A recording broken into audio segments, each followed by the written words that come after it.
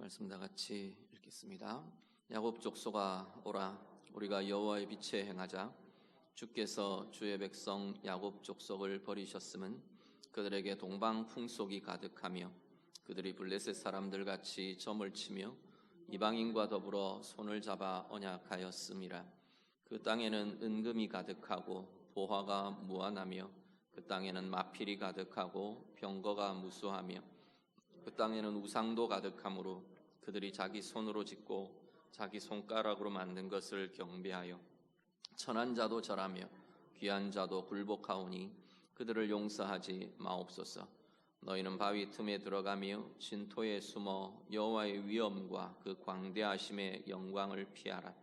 그날에 눈이 높은 자가 낮아지며 교만한 자가 굴복되고 여호와께로 홀로 높임을 받으시리라. 대저 만군의 여호와의 날이 모든 교만한 자와 거만한 자와 사고한 자에게 임하리니 그들이 낮아지리라. 또 레바논의 높고 높은 모든 백향목과 바산의 모든 상수리 나무와 모든 높은 산과 모든 솟아오른 작은 언덕과 모든 높은 망대와 모든 견고한 성벽과 다시스의 모든 배와 모든 아름다운 조각물에 임하리니 그 날에 자고하는 자는 굴복되며 교만한 자는 낮아지고 여호와께서 홀로 높임을 받으실 것이요 우상들은 온전히 없어질 것이며 사람들이 암혈과 토굴로 들어가서 여호와께서 땅을 진동시키려고 일어나실 때 그의 위엄과 그 광대하심의 영광을 피할 것이라. 사람이 자기를 위하여 경배하려고 만들었던 은우상과 금우상을 그날에 두더지와 박쥐에게 던지고 암혈과 험악한 바위 틈에 들어가서 여호와께서 땅을 진동시키려고 일어나실 때 그의 위엄과 그 광대하심의 영광을 피하리라. 너희는 인생을 의지하지 말라. 그의 호흡은 코에 있나니 샘할 가치가 어디 있느냐. 아멘.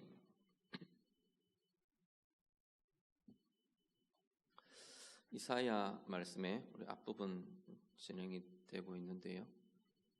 앞에 1장에 하나님께서 유다와 예루살렘의 죄들을 고발하시며 드러내시며 이사야의 말씀을 시작하십니다. 죄가 가득한 성읍 예루살렘과 유다를 들추어내시고 스스로 덮어버리고 스스로 부정하고 있는 그 모습들을 드러내시면서 쭉 시작을 하십니다. 그러면서 2장에 들어오면 여호와의 날에 대한 이야기가 이어지는데, 사실 이 여호와의 날로 이야기되는 선포되는 이 여호와의 날은 보면 두 가지의 굉장히 다른 모습이, 양면적인 모습이 함께 들어있는 것이 여호와의 날입니다.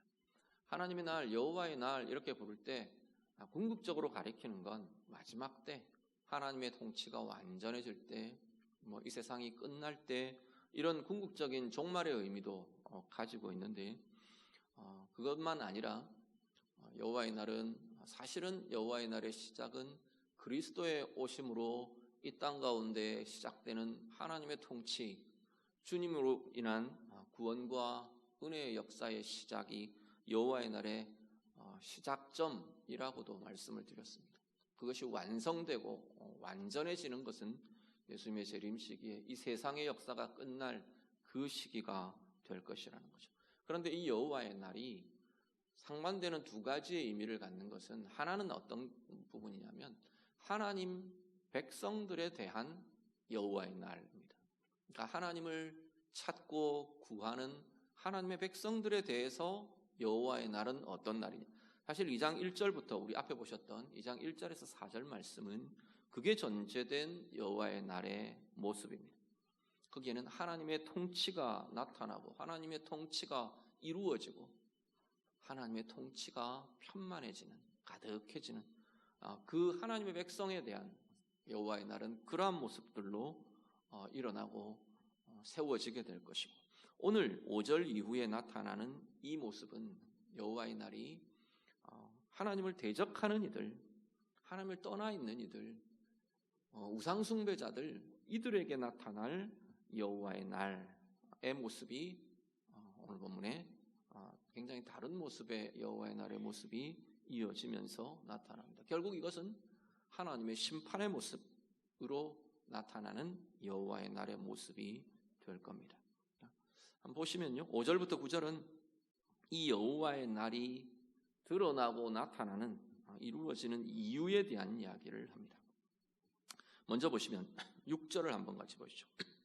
6절 말씀 같이 읽습니다. 주께서 주의 백성 야곱 족속을 버리셨음은 그들에게 동방 풍속이 가득하며 그들이 블레셋 사람들같이 점을 치며 이방인과 더불어 손을 잡아 언약하였음이라. 아멘. 자, 하나님의 심판의 모습의 여호와의 날이라고 하는 것은 앞에 말씀드린 것처럼 궁극적인 성취는 이제 세상이 끝날 때, 마지막 때 이렇게 되겠죠. 그런데 사실은 개인에게도 시대에도 국가에도 공동체에도 이 여호와의 날의 임함은, 부분의 임함은 역사 속에 계속해서 드러나고 나타나는 거죠. 오늘 우리 개인으로 본다면 고난의 때, 고난의 시기, 어려움과 고난의 자리를 사실은 성경은 굉장히 많은 여호와의 날, 하나님의 징계 이런 것들로 많이 표현합니다. 무조건 고난은 다 죄 때문에 온다, 그렇게 등식화할 수는 사실 없습니다. 그럼에도 불구하고 그 고난의 때에는 하나님의 이 모습들을 우리가 기억하고 하나님의 뜻과 행하심들을 살필 필요들이 있는 거죠. 그래서 개인에도 그렇고 국가에도 그렇고 지금 이 이사야 말씀은 유다와 예루살렘에 임할 하나님의 심판이 전제되어 있는 거죠.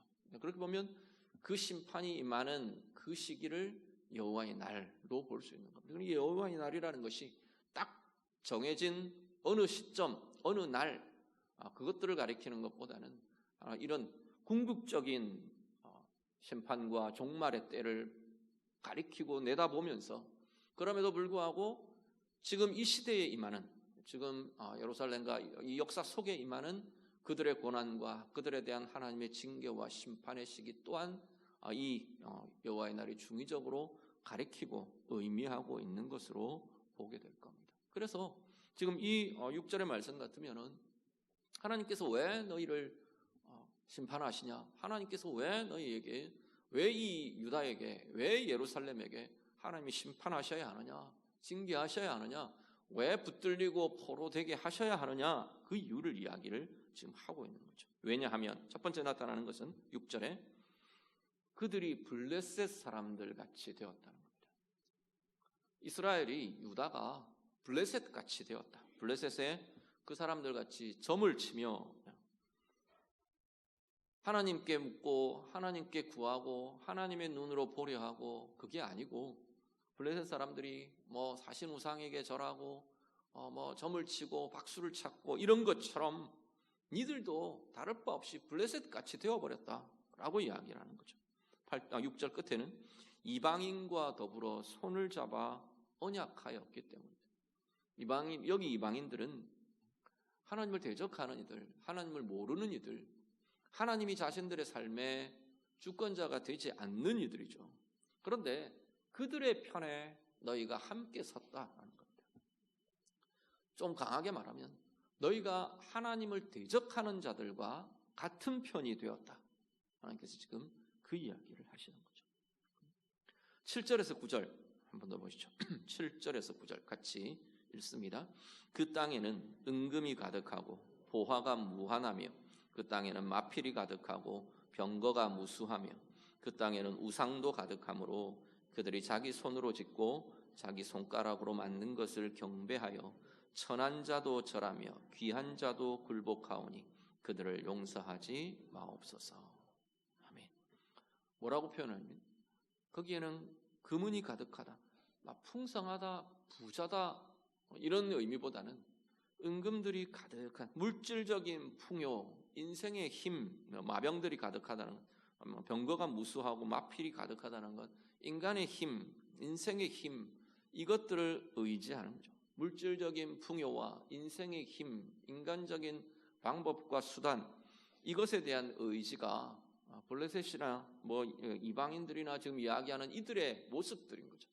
그들에는 그것 의지하는 것이 가득한데, 그것들이 가득함과 함께 가득하다는 표현이 어디로 함께 연결되느냐 하면 그냥 풍성함 이런 것들로 가득하면 그걸로 끝나면 참 좋겠는데 그 가득한 자리는 반드시 8절에 보시면 우상이 가득하다라고 이야기합니다. 이 가득하다는 표현이 반복되면서 같이 지금 연관을 시키고 있습니다. 은금의 가득함, 마필의 가득함, 병거의 가득함, 그것과 함께 인간적인 수단의 가득함, 물질적인 추구하는 풍요의 가득함, 이것과 함께 나타나는 것이 우상의 가득함이 그 가운데 가득하게 나타나는 거죠. 그건 결국은 앞에 이야기하는 이것들을 그들이 의지하는 인생, 그것 의지하는 인생을 산다는 거죠. 그들 속에 있는 은금의 풍요를 의지하는 인생, 마필의 가득한 것을 의지하는 인생, 병거의 힘을 의지하고 자랑이 되는 인생, 결국 그것이 지배하는 인생이 되어버린다라고 말합니다. 그래서 8절 하반절에 가면 그들은 자기 손으로 짓고 자기 손가락으로 만든 것을 경배하더라. 자기들이 만들어 놓고는 자기들이 그 앞에 경배하며 주인을 삼고 있다는 거죠. 주종이 바뀌어 버렸습니다. 수단과 목적이 나중에는 가면 바뀌어 버리는 거죠. 그 자리에 하나님의 지심이 하나님 모르는 자들이 그렇게 하는 거야. 또 다르게 볼 수 있겠죠. 그것도 하나님이 아파하시고 거기에 하나님의 통치와 하나님의 의와 하나님의 영광이 나타나야 함을 계속 이야기하시는데 심지어 지금 이건 하나님 백성들의 이야기예요. 유다의 이야기고 예루살렘의 이야기인 거죠. 너희마저 그렇게 돼버렸다. 너희가 그렇게 돼버렸다는 거예요. 거기에 결국은 하나님의 백성들이 그렇게 하는 것을 하나님이 두고 보실 수는 없는 거죠. 바로 잡으신다는 겁니다. 때로는 치시고 때로는 경계하시고 때로는 징계하시고 때로는 흔들어 놓으시면서 하나님의 중요한 목적은 바로 잡으시기를 원한다라고 말하고 있는 겁니다. 오늘 이 시대의 우리의 모습들도 살펴보시면 좋겠습니다. 우리 자신의 삶에서 세상과 동화되고 있는 모습은 없는가요? 그리스도인은 성경이 말하는 그리스도인의 모습은, 성경의 입장에 그리스도인의 모습은 세상을 떠나는 이들이 아닙니다. 세상 밖으로 나가는 이들이 아닙니다. 그리스도인들은 세상 가운데 살아가게 말씀하십니다. 구약의 말씀도 사실 그렇고요. 구약의 말씀은 하나님의 나라, 하나님의 백성을 대표적으로 이스라엘이라고 부르는 거죠. 그런데 이스라엘은 어떤 존재냐 하면 세상 속에서, 출애굽기 19장을 보면 세상 속에서 하나님의 제사장 나라가 되어야 될 존재들이 이스라엘이었던 거죠.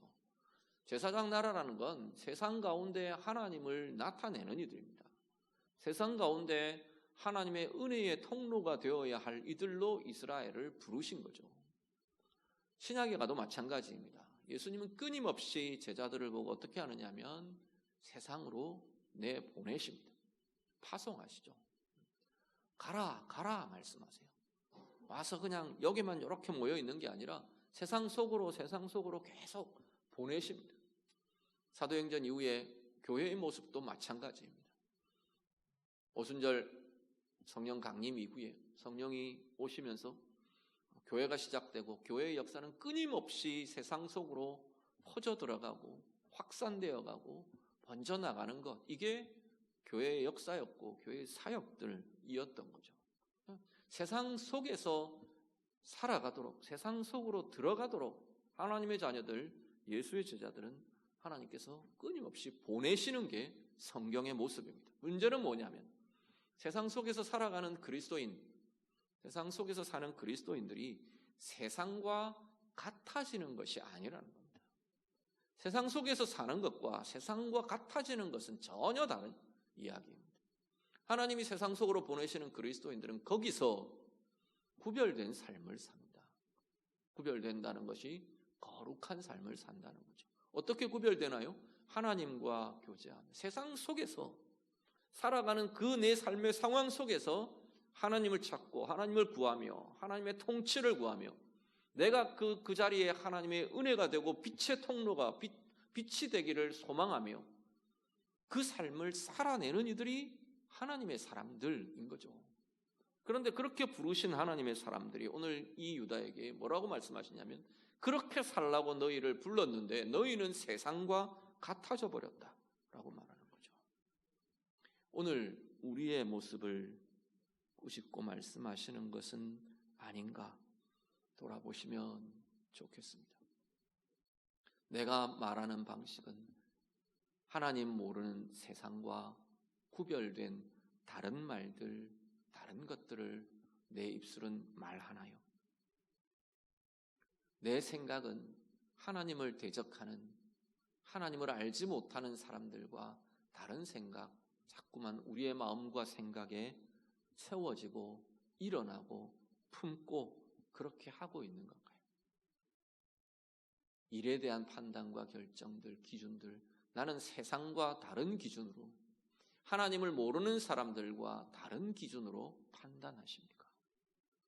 하나님을 대적하며 반대하는 그들과는 다른 기준으로, 다른 가치로 나는 판단하고 결정하고 있는 건가요? 하나님 모르는 세상의 흐름을 무턱대고 쫓아가고 분별 없이 품고 내 즐거움과 내 쾌락은, 내가 누리는 즐거움과 행복의 방식은 하나님 모르는 자들과 다른 것인가요? 구별된 것인가요? 정말로 하나님께 속한 것인가요? 아니면 하나님 모르는 자들과 별 차이 없는 그들의 방법을 쫓아가고 있는 건가요? 나는 하나님을 대적하는 이들, 하나님을 알지 못하는 이들, 그들 편에, 알게 모르게 나는 그들 편에 편승하며 서 있는 것은 아닌가요? 내 어떤 일부분의 입장을 대변한다고 해서 어떤 내 일부분의 부분들을 가려운 것을 긁어준다고 해서 전체가 하나님 모르는 자들과 함께 그 편에 속해버리고 하나님의 진리를 외면해버리는 게 혹시 우리의 모습들은 아닌가 돌아보실 수 있기를 간절히 바랍니다. 오늘 우리 자신의 삶 속에서 우상이 되는 것들은 없는가 돌아보실 수 있기를 바랍니다. 오늘 본문에 이 모습들을, 지금 우상 숭배자들을 이야기하는 건 은금이 가득하더라, 마필이 가득하더라, 병거가 가득하더라 그랬어요. 그것 자체로만 보면 별로 문제될 게 없어 보입니다. 그런데 이게 하나님을 대신하는 것으로 쌓고 있는 거죠. 그 뒤에는 그들을 그것처럼, 그것과 함께 우상이 가득하더라, 그 이야기를 하는 거죠. 다르게 보면 그 가득한 은금이, 그 가득한 마필이, 그들이 채워놓은 병거가 그들의 우상이 되더라, 이렇게 볼 수 있게 되는 거죠. 오늘 우리의 삶에 이 시대를 살아가면서 세상과 같이 물질주의가 내 삶의 판단에 가장 중요한 기준과 가치가 되어 있지는 않습니까? 하나님의 의와 물질의 풍요가 부딪힐 때 우리는 정말 하나님의 의를 선택하는 이들인가요? 힘의 논리와 겸비함과 낮아짐의 하나님의 논리가, 하나님의 원리가 부딪힐 때 우리는 정말 낮아짐의 하나님의 원리를 택하며 나아가는 이들입니까? 힘의 원리를 숭배하며 나도 그 원리를 쫓아가는 이들인가요? 되게 어렵게 말하는 것 같죠? 내 이익이 문제가 될 때 양보할 수 있냐, 그 이야기가. 져줄 수 있냐, 그 이야기예요. 지고는 못 사느냐, 저 인간 내가 이겨 먹어야 되는 거냐, 그 이야기예요. 힘의 논리라는 건 내가 이겨야 되는 거예요. 지고는 살 수가 없어요. 말로 싸우든 뭐 어떤 걸로 하든 세력으로 하든 내 입장과 내 주장이 먹히든 안 먹히느냐 안 먹히느냐의 문제이든 내가 지면 잠을 잘 수 없는 거예요.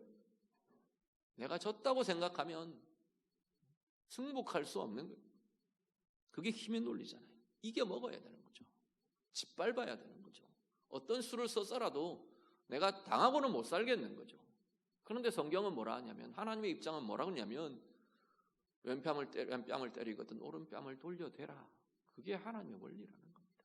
우리는 정말로 하나님의 원리에 대한 고민을 하는 것인가요? 세상과 똑같이 힘의 논리를 숭배하고 물질주의를 숭배하고 하나님이 주신 좋은 수단들이 목적이 되어버리는, 그야말로 우상이 되는 그 우상들 속에 우리의 삶도 자꾸만 우상으로 가득해지고 있는 그런 것들은 아닌가요? 우상은 묘한 게, 처음 우상은 사람이 만듭니다.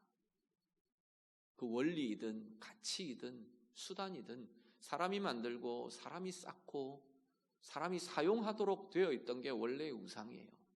그런데 그 우상은 우상이 되고 나면 어떻게 되느냐면, 그 우상이 사람을, 내 인생을 지배하게 되는 거죠. 내 마음을 지배하고 내 삶의 방식을 지배하고 지배를 당해버리는 거죠.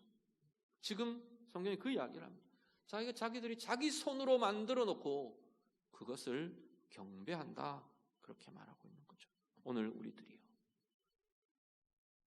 우리의 인생에 수단과 목적이 뒤바뀌는 일이 없기를 간절히 바랍니다.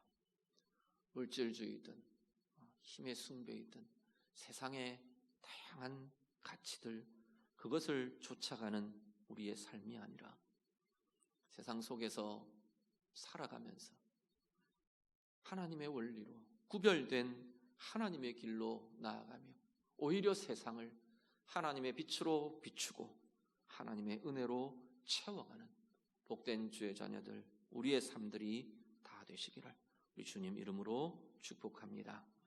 10절부터 쭉 길게 21절까지 쭉 이어지는 내용은 그 여호와의 날이라고 부르는 이 시간, 이 상황에 임하는 모습들을 쭉 가리킵니다. 보여줍니다. 여호와의 날 앞에 이야기한 것처럼 하나님의 치심 이렇게 볼 수도 있을 거고, 하나님의 심판 이렇게도 볼 수 있을 거고, 하나님의 바로잡아 가심 이런 모습들로 이해할 수 있을 겁니다. 궁극적으로는 종말의 때 이렇게도 볼 수 있겠죠.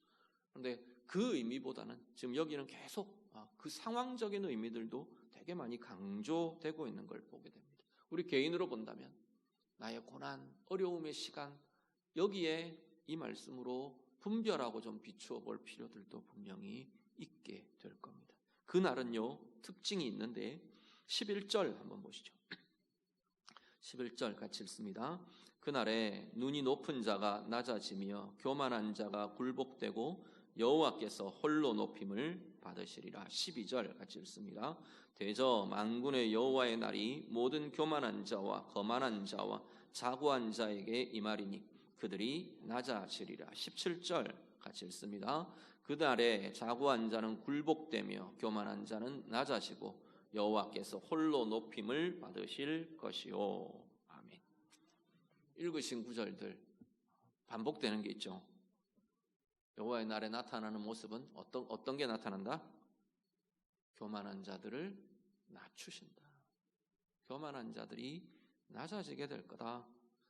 다르게 표현하면 교만한 그 모습에 하나님의 심판이 임하고 있는 거죠. 높아진 유다의 마음에, 교만해진 유다의 모습에, 교만해진 예루살렘에 하나님의 심판이 지금 임한다라고 지금 말하고 있는 거죠. 스스로 자랑하며 스스로 자기 힘을 의지하며 스스로 자기의 소유와 부유함을 의지하며 하나님을 떠나버렸고 하나님을 무시해버리고 하나님을 외면하는 그 높아짐에 하나님이 지금 건드리고 계시는 겁니다. 신명기 8장에 보면, 신명기 8장 말씀에는 하나님께서 이스라엘에게 광야의 길을 걷게 하신 이유를 똑같이 동일하게 이야기하십니다.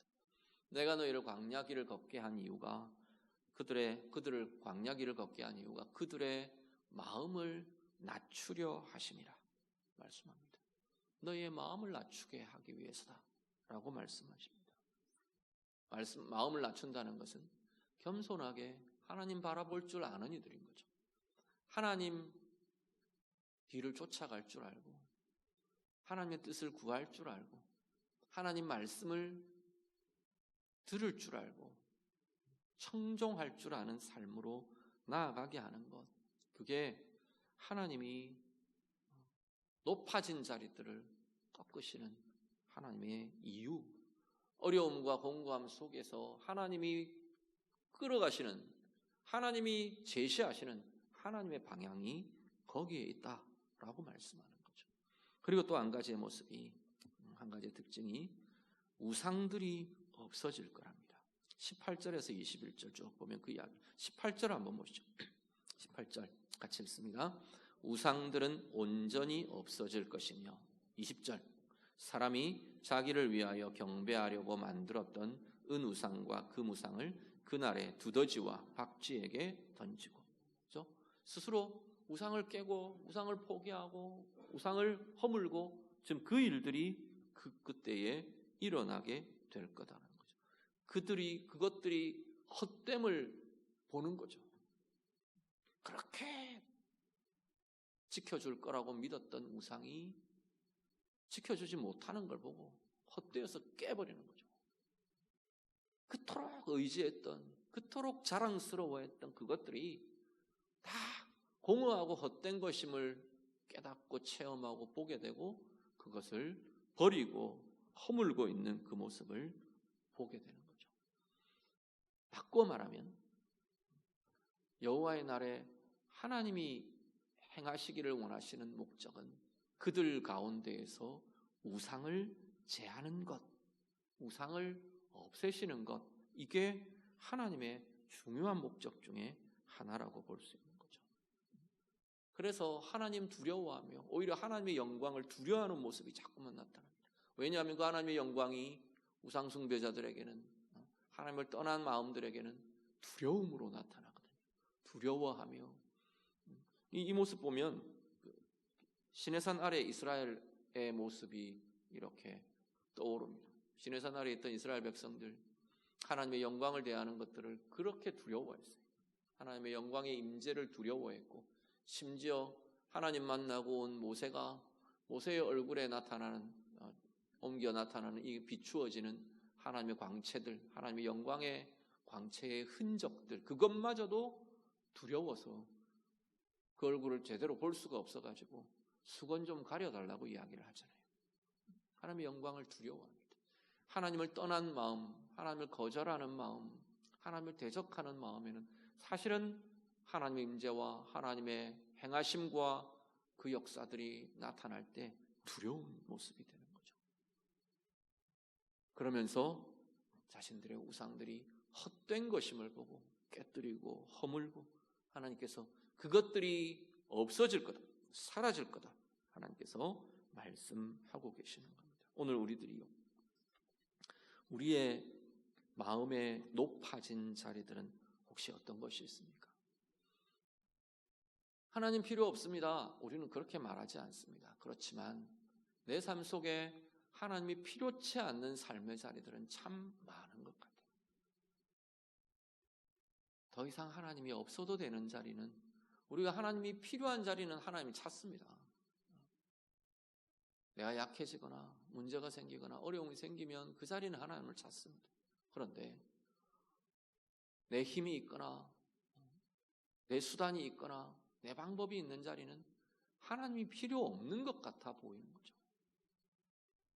우리는 그런 자리들이 없으신가요? 우리의 마음에 높아진 어떤 것에 대해, 어떤 상황에 대해, 어떤 모습에 대해서 하나님 앞에서 높아진 마음으로 나아가고 있는 자리들은 어떤 곳이 있으십니까?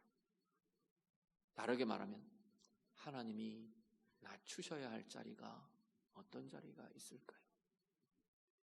우리의 삶의 다양한 상황들, 말씀을 들을 때, 말씀이 부딪혀 올 때, 기도하며 하나님의 마음을 부어주실 때, 성령의 부딪힘이 있을 때, 때로는 삶의 어려움이 곤고함이 우리에게 있을 때, 광야와 같은 시간이 우리에게 주어질 때 하나님 앞에서 진정으로 낮아지는 귀한 마음들, 낮아지는 기회가 될 수 있기를 간절히 바랍니다.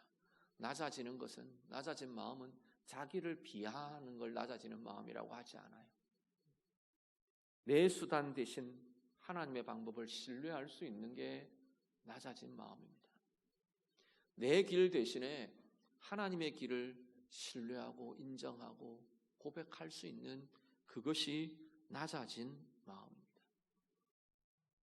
우리의 태도는 겸비함의 태도를 보이는데 내 마음은 절대로 내 생각과 내 방법과 내 수단을 포기하지 않아요.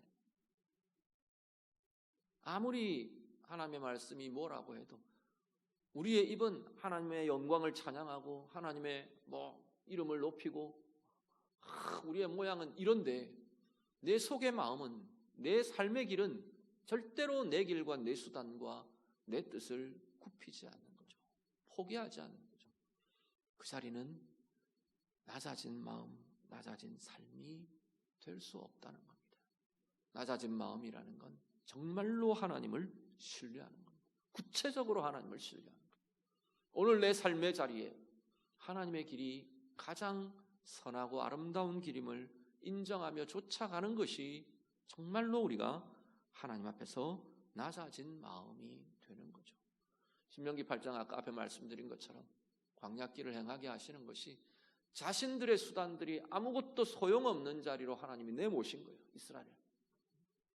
그 자리에 서보니까 하나님을 의지하는 것 말고는 아무것도 할 수 있는 게 없는 거죠.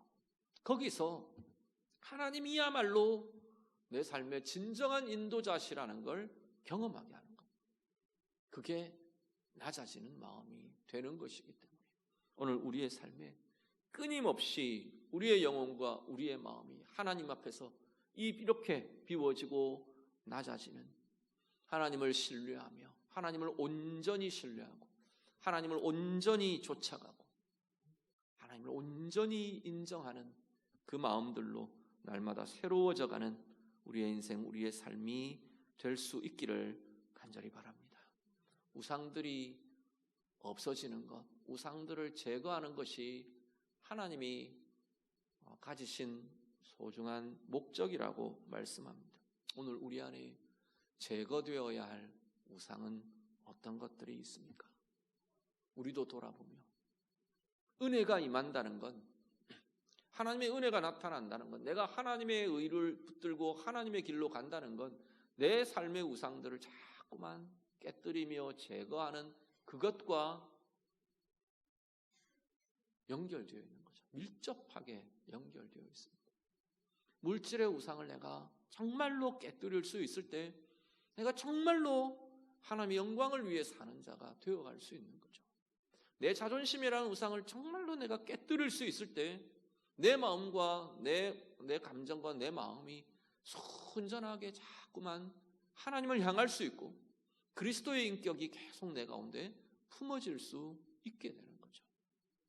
내 계산과 내 수단들을 정말로 내 계산, 내 수단이라는 이 놓지 못하는 내 인생을 지배하는 원리와 이 우상의 모습들이 자꾸만 깨어질 때 정말 하나님의 길로, 정말 하나님의 방법으로 바뀌어져 갈 수 있는 힘이 거기에 나타나게 된다는 겁니다. 우리의 삶의 걸음마다 이 변화들이 날마다 더 힘있게 부유하게 나타나는 하나님의 은혜로 채워져 가는 귀한 생애들이 다 될 수 있기를 간절히 바랍니다. 22절 우리 마지막 한 절만 같이 보겠습니다. 같이 읽습니다. 너희는 인생을 의지하지 말라. 그의 호흡은 코에 있나니 샘할 가치가 어디 있느냐. 아멘. 쭉 전체적으로 이어져 온 오늘 본문의 논리를 본다면 22절이 조금 핀트가 안 맞는 것 같아 보입니다. 앞에 어떤 이야기를 계속해 왔냐면 우상 숭배자들에 대한 이야기를 했어요. 우상을 숭배하는 것, 섬기는 것들에 대한 이야기를 했어요. 그것에 대한 이야기를 해오다가 22절에 와서 결론을 맺는데 너희는 우상을 의지하지 말라 이래야 될 것 같은데 너희는 인생을 의지하지 말라 오히려 이렇게 이야기합니다. 그 이유는 우상이라는 게 실체가 아닌 거죠. 우상이라는 것이 실존이 아닌 거죠. 인생이 만들어낸 것들이 우상인 거죠. 그렇기에 결국은 우상들을 세우고 우상들을 의지하고 우상들이 우리의 마음과 삶에 자꾸만 일어나고 세워지는 그것은 결국은 인생을 의지하는 것이라는 겁니다. 인생의 수단, 인간의 수단을 의지하는 거고, 인간의 인생의 욕구를 의지하는 거고, 욕구를 숭배하는 거고, 인생의 수단과 인생의 가치와 인생에 쌓아놓은 힘과 이것들을 의지하고 이것들을 숭배하고 이것들이 우리의 인생을 지배하는, 그게 결국은 우상이 되는 것이죠. 그래서 인생을 의지하지 말라 선언합니다. 그러면서 그 인생에 대해서 22절의 맨 마지막은 뭐라고 말하냐면 그의 호흡은 코에 있나니, 그의 호흡이 코에 있다는 건 숨 그치면 끝나는 것이다 라는 거죠. 숨이 멈추면 다 끝나버리는 거 아니냐, 그 이야기예요. 아무리 쌓아놓은 것도, 아무리 대단한 업적도, 아무리 대단한 명예도, 아무리 대단한 권세와 힘도 그 코의 호흡이 끝나면 다 아무것도 아닌 게 되는 거 아니냐, 그 이야기를 합니다. 그렇기에 22절 맨 끝에 셈할 가치가 어디 있느냐, 숫자를 셀 필요가 없다, 그 이야기. 다르게 표현합니다. 인생의 한계, 호흡이 끝나면 끝나버리는 그 인생에 어떻게 보면 연약함이고 어떻게 보면 허망함이고 어떻게 보면 그 인생의 한계를 이렇게 드러내시는데, 그 인생의 한계 앞에서, 그것 앞에서 누구의 인생은 이런 것 쌓았다, 누구보다 나는 이게 더 많다, 누구보다 나는 이게 더 높다, 누구보다 나는 이게 더 크다, 그 계산, 그 숫자 아무 의미가 없다, 그 이야기죠. 수명이든, 그 숫자가 수명이든 업적이든 쌓아놓은 숫자이든 하나님 앞에서 그 숫자들이 무슨 의미가 있냐라는 거죠. 100만 원 남긴 인생과 수천억을 남긴 인생이 그 코의 호흡이 끝날 때 무슨 차이가 있냐? 극단적으로 이야기하면 그런 이야기입니다. 세상의 권력의 중심에 섰던, 힘과 권력을 쥐었던 인생과 이름 모르게 빛도 없이 이름도 없이 그렇게 살아낸 인생과 코의 호흡이 끝날 때 그 힘의 차이가, 그 힘의 숫자의 차이가 무슨 계산할 가치가 있냐, 그 이야기인 거죠. 하나님 앞에 오늘 우리들은 무엇을 의지하며 살고 있습니까? 정말로 나는 온전히 하나님을 의지하는 삶을 사시는 건가요? 오늘 말씀대로 인생의 욕구와 인생의 쾌락과 인생의 방법과 인생의 힘과 인생의 수단과 인생의 가치와 인생에 쌓아놓은 것, 그것 의지하며 그것 소망하며 그것 자랑하며 혹시 우리는 그렇게 살고 있는 건가요? 그래서 그 숫자 가지고 서로 비교하며 그 숫자 가지고 서로 무시하고 아니면 그 숫자 가지고 서로 시기하고 서로 다투고 혹시 그런 모습이 일부라도 우리에게 있는 것은 아닌가 돌아보실 수 있기를 간절히 바랍니다. 하나님의 시선, 하나님의 눈, 하나님의 기준이 자꾸만 우리 안에 더 밝아지고 더 환해지고 더 분명하고 부요해질 수 있기를 간절히 바랍니다. 그래서 평생에 자꾸만 더 내가 예수 믿고 하나님 자녀로 살아가는 이 인생과 시간이 길어질수록 더 순전하게 하나님을 의지하며 더 순전하게 하나님을 바라며 더 온전하게 하나님의 눈과 하나님의 마음으로 계산하고 볼 줄 아는 힘, 그것이 우리에게 자꾸만 더 커져갈 수 있기를 간절히 바랍니다. 하나님을 정말로 의지한다는 것은 다른 것에 대한 의지가 자꾸 내려놓아지고 그것 의지와 매이는 것에서 자꾸만 더 자유로워지는 것이 포함되는 게 하나님을 의지한다는 것이죠. 온전히 하나님을 의지하며 하나님의 길로 더욱 더 힘있게 가장 아름답게 우리의 생을 걸어내는 복된 생애들이 되시기를 우리 주님 이름으로 축복합니다. 같이 기도하겠습니다.